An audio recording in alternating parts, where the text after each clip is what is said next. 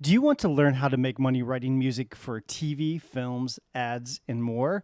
I'm giving away a free 7-part video series all about how to write music specifically within the context of television, films, and commercials. Learn how to write music that has the best chance of being licensed. Learn how to make money licensing your music in TV, films, and ads. Visit howtolicenseyourmusic.com today for more. 7 key truths about music licensing. I've been having a blast lately connecting with and interviewing so many different people working in different facets of the licensing business for my podcast, Music, Money, and Life. It's one thing to be able to give you my own anecdotal stories and experiences about licensing my own music, but it's a whole other thing to be able to bring together and interview dozens of people working successfully in different facets of the licensing business. I feel like I'm able to provide a much broader perspective by bringing so many different people into the conversation. By interviewing supervisors, publishers, songwriters, and more, all working full-time in the licensing business, I've been able to get a real bird's eye view of how the business works. The big picture, if you will, of the music licensing industry. The life of a musician can be lonely at times, and one of my main goals with my podcast and this YouTube channel is to bring as many different people as possible working in the business together to share their stories so that you can learn from a really wide range of people that work in the industry, so that you'll get a better perspective on your own journey and hopefully feel a little less isolated and alone. One of the best ways to learn is to hear directly from people who are doing what it is you want to do. I have some really great guests lined up for future episodes on my podcast, so be sure to subscribe to that if you haven't already. I'll put a link below this video. In today's video, I thought I'd break down 7 key takeaways that I've gotten from the last few months of doing my podcast on a weekly basis and networking with a variety of people in the music business. These are 7 points that pretty much everyone I've interviewed and spoken with has been in agreement on. Number 1, you can make a full-time living licensing music, but it takes a lot of time and effort. One of the questions I've been asking everyone I interview is about the viability of turning music licensing into a career. Is it possible? Feasible, hard, easy? Is it practical to try to make a full-time living licensing music? Everyone I've spoken with has said more or less the same thing. And that is, yes, it is possible, but it's going to take a lot of time and effort to get to that point. Music licensing, most of the people I speak with say, should be approached more like a long-term investment. Sort of like a 401k plan for musicians, which is how I've often described music licensing. It's something that you need to build up over time. You need to approach music licensing like you would investing in the stock market. In other words, think long-term and diversify. Write a lot of different songs, place them in different libraries and with different publishers. Go direct to music supervisors if you can. You might get lucky and land a huge placement right away. It could happen, but don't necessarily count on that happening. Keep writing and pitching music, and over time, the money you make will grow. Number 2, it's better to write from the heart than to try and write what you think will work for licensing. Although it's important to be aware of what works and why in the context of licensing, the overwhelming consensus has been that at the end of the day, you should just write great songs that are inspired and from the heart. This advice that I've gotten over and over sort of took me by surprise, and in a good way. I hate the idea of trying to force my music into some sort of preconceived, predetermined, homogenized mold. The artist in me cringes at this thought. I went into this business to make art. If I wanted to just create cookie-cutter widgets, void of substance and meaning, I'd work in a factory or something. So the fact that the majority of people I've interviewed, from supervisors to publishers to songwriters to composers, all agree that we should first and foremost strive to write great, inspired music gives me hope. Of course, you should still pay attention to things like lyrics and arrangement and make sure they're not too far out of the realm of what works for licensing. you still need to consider the way in which your songs will be used if and when they're licensed. But don't do this at the expense of the music you're creating. Don't forego writing a great song to simply try and make it fit the music licensing mold. Music supervisors are music fans. They're drawn to the music business because, for the most part, they love music. Don't forget this when you're creating music you plan to pitch for licensing opportunities. Number 3, it takes a lot of pitching and submitting your music to land placements.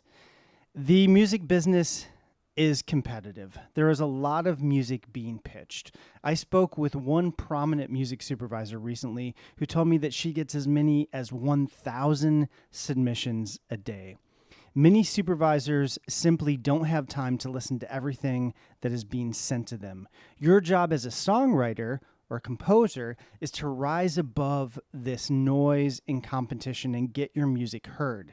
Going through libraries and publishers is a good way to do this, as they can help you do the job of pitching and finding out about projects. They'll, of course, take a cut of what you make, but it's well worth it in my experience to have this extra help.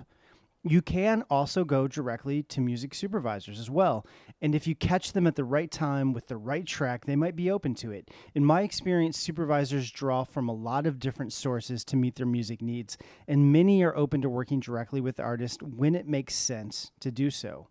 Whatever route you go, if you want to do this at a serious level, you need to devote considerable time to pitching your music and finding out about projects.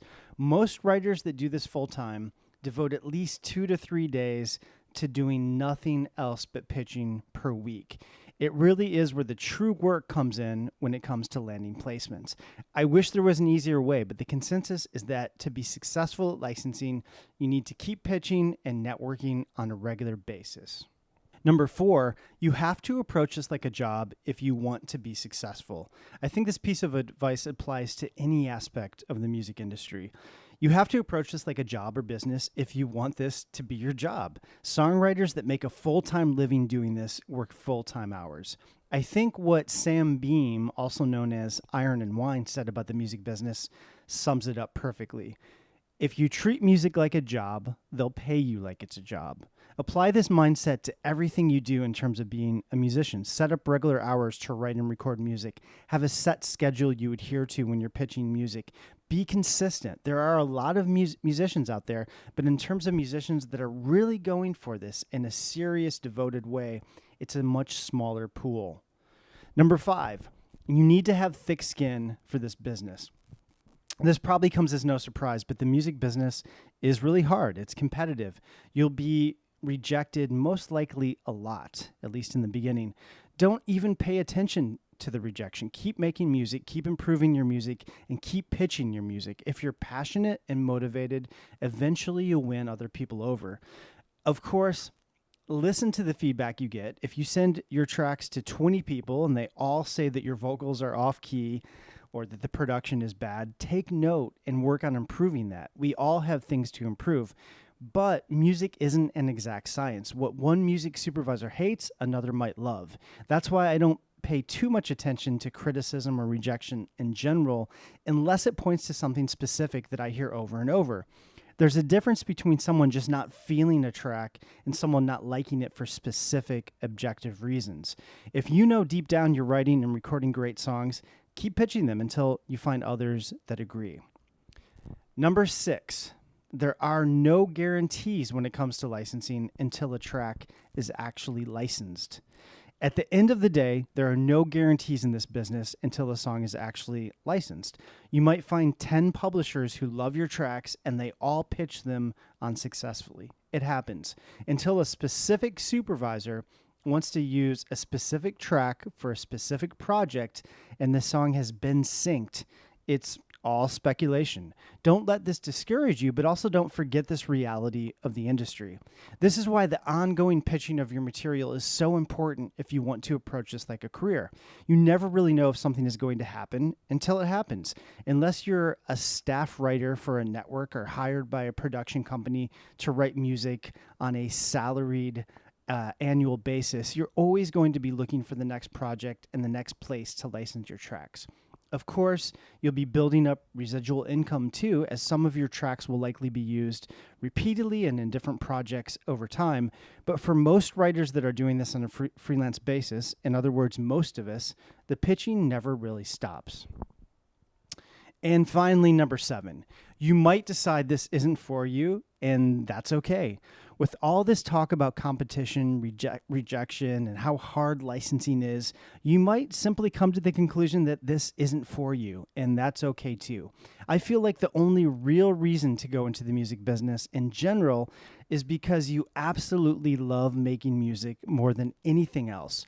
If you don't have that sort of intense passion for making music, then in my opinion, it really doesn't make a lot of sense as a career path. I believe success is possible for all of us, but if you don't have an innate sense of passion and love for music, it's doubtful that you'll be able to push through all of these challenges. Music, to me, is a calling. It's almost a religious-like calling. Any money and success I may happen to attain is really just a byproduct of my desire to get my music out into the world and have it heard. That's really what drives me more than anything else. At the end of the day, I don't really care if my music is played in the background of a soap opera or a reality TV show. It's nice when it happens, but more than anything else, I just love playing music. And, of course, I'd like to eat and pay my bills.